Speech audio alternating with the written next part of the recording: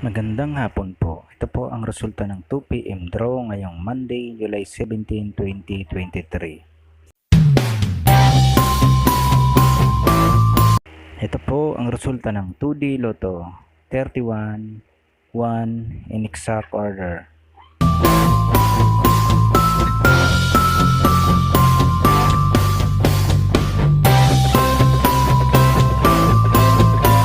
At ito naman po ang resulta ng 3D Lotto 0, 6, 3 in exact order.